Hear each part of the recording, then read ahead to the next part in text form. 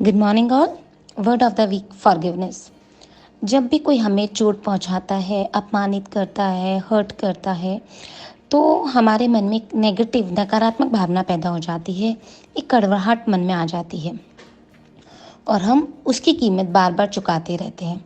हम अक्सर कर जब भी किसी के द्वारा हर्ट करे हुए होते हैं तो हम पास्ट में ही जी रहे होते हैं और हमारा ध्यान सिर्फ उस चोट के ऊपर ही रहता है। हम इसकी वजह से अपने आज को भी खराब करते हैं और आने वाले कल को भी हम खराब कर देते हैं। तो ज़रूरी है हम हर पल आनंद लें और इन्जॉय करें। तो इसके लिए हम फॉरगिवनेस दे दें, क्षमा दे दें। हमें कई बार होता है कि ये जो गलतियाँ होती हैं, मतलब मनुष्य है तो स्वाभाविक है गलतियाँ होना।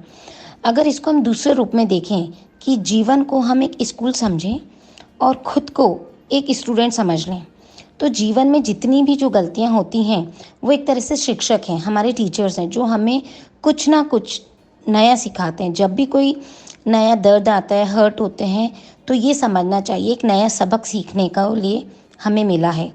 तो ये एक दूसरे ढंग से, दूसरे पॉइंट ऑफ व्यू से हम किसी भी गलत चीज़ को समझ सकते हैं और उससे कुछ ना कुछ सीख सकते हैं।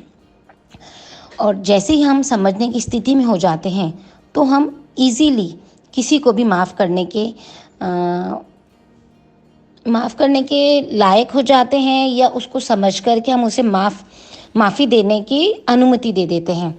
और ये इस बात पर हमारा ध्यान ले जाता है कि हमें आज में जीना है, हर पल को एंजॉय करना है और हम अपना फोकस हमारे गोल के ऊपर, हमारे सपने के ऊपर, हमारी लाइफ के जो एम है उसके ऊपर देते हैं। साथ ही हम हेल्दी वेल्दी लाइफ जीते हैं, क्योंकि जब हम कुछ गलत नहीं सोच रहे होते तो हमारा मेंटली एंड फिजिकली जो हेल्थ डैमेज हो रही होती है वो सोच के उससे हम बाहर निकल जाते हैं।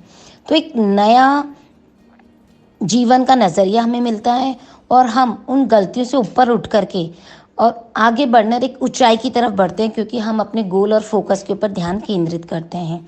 So with the attitude of forgiveness, enjoy your day. Have a good day.